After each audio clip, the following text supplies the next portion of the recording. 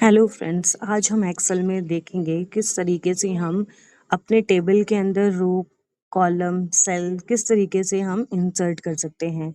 तो जैसे हमें पता है अभी हम होम टैब के ऊपर हैं जिसमें हमारे पास अलग-अलग ग्रुप्स हैं। उसी के ऊपर एक हमारे पास ग्रुप है सेल वाला, ठीक है? इससे हम क्या कर सकते हैं, इस सेल ग्रुप से हम इंसर्ट कर सकते हैं सेल, रो, कॉलम अगर हमें इंसर्ट करना है। तो सबसे पहले हम देखते हैं कि सेल हम किस तरीके से इंसर्ट कर सकते हैं, ठीक है? इसके लिए हमने एक सेल के ऊपर क्लिक किया जहाँ पर भी हमें सेल इंसर्ट करना है। उसके बाद हम राइट क्लिक करेंगे और इंसर्ट पे जाएँगे और यहाँ पे आपको दिखेगा शिफ्ट सेल राइट, मतलब जहाँ पे आपका सेल पॉइंटर है उसके आपको अगर राइट में सेल चाहिए, तो उसके लिए आपको क्या करना है, यहाँ पर क्लिक करना है। आप राइट में, डाउन में, कहीं पर भी इंसर्ट कर सकते हो सेल। तो मैंने अभी राइट में इंसर्ट करे हैं, ओके कर दिया। अब देखो यहाँ पे राइट में एक सेल ऐड हो गया। इसी तरीके से अगर आपको डिलीट करना है इसको, तो हम यहाँ से जाके डिलीट भी कर सकते हैं। उसके बाद आता है हमारा, अगर हमने रो इंसर्ट करनी है, तो रो इंसर्ट करने के लिए पहले आपको दोबारा किसी सेल के ऊपर क्लिक करना है। जैसे मैंने यहाँ राधिका पे कर दिया, इंसर्ट पे गई और यहाँ पे रो को सिलेक्ट करा और ओके। अब राधिका के अबव में एक रो ऐड हो गई है। तो कहाँ पर रो ऐड होती है? हमेशा अप साइड में, अप में हमेशा मतलब एक रो ऐड होती है। और अगर आपको कॉलम इंसर्ट करना है, तो कॉलम इंसर्ट करने के लिए जैसे मैंने बी वाले कॉलम को सिलेक्ट करा और यहाँ पर राइट क्लिक करूंगी और इसके इंसर्ट पे जाके और यहाँ पे देखो मेरा कॉलम कॉलम हमेशा आपका लेफ्ट साइड में इंसर्ट होता है। और अगर आपने डिलीट करना है, वैसे ही हम यहाँ से जाके डिलीट कर सकते हैं। तो ये सब हमारे पास ऑप्शन होते हैं, डायरेक्टली हम डिलीट कर सकते हैं। हमें सेल वाले टैब पे जाने की ग्रुप पे जाने की भी ज़रूरत नहीं है, हम डायरेक्टली भी रो और कॉलम को इंसर्ट कर सकते हैं। तो इस तरीके से हम इसको भी, इस वाली रो को भी डिलीट कर लेते हैं। ये हो गया हमारा डिलीट। अब इसके बाद हम देखते हैं कि हमारे पास इंसर्ट और डिलीट का तो आपको पता चल गया कि किस तरीके से हम इंसर्ट और डिलीट कर सकते हैं सेल, रो और कॉलम। अब फॉर्मेट टैब में अगर हम देखें तो यहाँ पे सबसे पहला ऑप्शन आता है रो हाइट। तो जो हमारी रो है उसकी हम हाइट किस तरीके से बढ़ा सकते हैं, उसके लिए हमने रो हाइट पे क्लिक किया। तो ये इसकी स्टैंडर्ड हाइट होती है 15, ठीक है? तो अगर आपको चेंज करने से, मैंने 20 कर दी, अब मैं 20 अगर सेट करती तो इतनी इसकी, मैंने ये पूरा कॉलम सेलेक्ट करा था तो सभी कॉलम्स मतलब सभी रोज की हो गई है सिलेक्ट हाइट। और अगर आप ऑटो फिट पे करते हो तो सभी की जो भी स्टैंडर्ड हाइट थी ना 15, उसी पे से वही सेट हो जाएगी।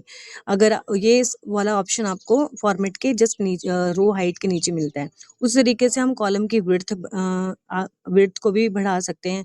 8.43 इसकी स्टैंडर्ड विड्थ होती है और 10 मैंने सेट कर दी। तो ये इंग्लिश वाला जो कॉलम है इसमें इसकी क्या विड्थ सेट होगी? 10। तो इस तरीके से अभी हम मतलब अगर किसी रो कॉलम की विड्थ बढ़ाना चाहें, रो की हाइट बढ़ती है और कॉलम की विड्थ बढ़ती है, तो इसको भी बढ़ा सकते हैं। एक और हमारे पास एक कोड आता है जिससे हम विड्थ को एडजस्ट कर सकते हैं बाय डिफ़ॉल्ट। कैसे? इसके लिए जैसे मैंने यहाँ पे देखो मैंने लिखा नीलम पटियाल। इसके बाद मैं अगर इसकी इसकी विड्थ बढ़ाना चाहती हूँ तो मैं इस तरीके से बढ़ा सकती हूँ, या फिर अगर मैंने व्यू व्यू कोड के थ्रू बढ़ानी है तो उसके लिए शीट पे राइट क्लिक करके व्यू कोड पे जाऊँगी मैं।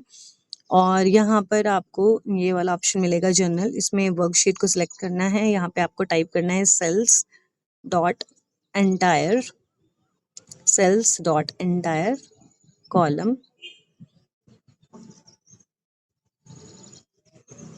ऑटो फिट, और यहाँ से हम कर देंगे इस विंडो को क्लोज। जैसे हम विंडो को क्लोज करते हैं, अब मैं किसी भी सेल के ऊपर कुछ भी टाइप करती हूँ, अगर उसकी विड्थ से ज़्यादा है, जो स्टैंडर्ड विड्थ है उससे अगर ज़्यादा लिखती हूँ तो वो ऑटोमेटिकली उसको एडजस्ट कर लेता है। तो ये होता है इस कोड की हेल्प से। नेक्स्ट आता है डिफ़ॉल्ट विड्थ भी आप सेट कर सकते हो, ऑटो फिट भी कर सकते हो, ठीक है? उससे भी वो जो स्टैंडर्ड हाइट होती है, वो विड्थ होती है, वो सेट हो जाती है। नेक्स्ट आता है हाइट। अगर आपको ने किसी रो को हाइड करना है, जैसे मैंने राधा वाले रो को सेलेक्ट करा है, अब हाइड पे जाऊँगी और मैं हाइड रो कर दूँगी, तो यहाँ पे राधा वाली जो रो है वो हाइड हो गई है। अगर आपको दोबारा वापस लेके आनी है तो उसके लिए हम दोबारा वहीं जाएँगे, उसके बाद यहाँ से अनहाइड रो कर देंगे, अब आपकी वो अनहाइड हो जाएगी। इस तरीके से आप रो को भी हाइड कर सकते हो, कॉलम को, शीट को, जिसको भी आप मतलब हम हाइड हाइड कर सकते हैं, रो कॉलम शीट, ठीक है। तो इसके बाद अगर हमने किसी शीट को हाइड करना हो तो देखो मैं इसके शीट को भी हाइड करके देखती हूँ, मैंने हाइड और शीट को सिलेक्ट कर लिया, बट ये देखो ये मतलब हाइड नहीं हो पा रही है। क्यों नहीं हाइड हो पा रही है? क्योंकि ये एक शीट को नहीं उठाएगा। अगर किसी शीट को हाइड करना है तो आपको एक और शीट लेनी पड़ेगी, और आपने शीट 1 को अब सिलेक्ट करेंगे तो ये आपकी शीट 1 जो है वो आपकी हाइड हो जाएगी इस तरीके से। और अगर आपने शीट को भी अनहाइड करना है, फिर दोबारा वहीं पे जाएंगे और अनहाइड शीट कर देंगे तो आपकी शीट अनहाइड हो जाएगी। यहाँ से हमने सिलेक्शन करना है हमारी शीट का नाम क्या है। अभी तो यहाँ पे एक ही ले रखी है, अगर बहुत सारी होती तो आप उसमें से नाम आपको पता होना चाहिए अपनी शीट का। वैसे सेम आप अपनी शीट का नाम भी चेंज कर सकते हो। इस शीट के ऊपर ही क्लिक करेंगे, यहाँ से हमने जाना है, यहाँ से हाइड भी कर सकते हैं, टैब का कलर चेंज कर सकते हैं, और भी हम व्यू कोड वाला ऑप्शन भी अभी हमने देख लिया। प्रोटेक्ट शीट वाले में क्या होता है, जैसे अगर आपने शीट पे प्रोटेक्शन लगानी है तो वो लगा सकते हैं कि हमने कौन सी चीज़ें यूज़र को अलाउ करानी है, कौन सी नहीं करवानी है। पासवर्ड सेट कर सकते हैं। इसके बाद अभी हम देख रहे थे रीनेम कैसे कर सकते हैं, तो रीनेम के लिए जस्ट ये आप बैक करो, आप नाम लिख दो जो भी आपको शीट का नाम चाहिए, और इसके बाद हमारा सेट हो गया नाम। इस तरीके से हम क्या कर सकते हैं, अपनी शीट का नाम चेंज कर सकते हैं। मूव और कॉपी शीट का मतलब होता है कि अगर आपने किसी भी शीट आपने जो बना रखी है उस शीट की अगर आपको डुप्लीकेट कॉपी बनानी है तो आप बना सकते हो। जैसे मैंने वीरेन वाली फाइल को सिलेक्ट करा, क्रिएट कॉपी पे क्लिक किया और ओके कर दिया। अब इससे क्या होगा, एक और डुप्लीकेट कॉपी बन गई है इसकी। इसके बाद नेक्स्ट ऑप्शन आता है आपका टैब कलर, हम देख चुके हैं। अगर आप देखना चाहें तो इसमें और भी कलर हम दे सकते हैं, जैसे हमने मोर कलर पे जाएंगे, और अगर आपको कोई भी कलर चाहिए, कस्टम पे जाके आपको और भी ज़्यादा बहुत सारे कलर मिल जाएँगे। आपको जो भी कलर पसंद हो वो आप सेट कर सकते हो, टैब का कलर सेट हो गया। तो इस तरीके से ये कुछ ऑप्शन थे हमारे जो हमने अभी आज देखे। इसके बाद हम नेक्स्ट टाइम देखेंगे। Thank you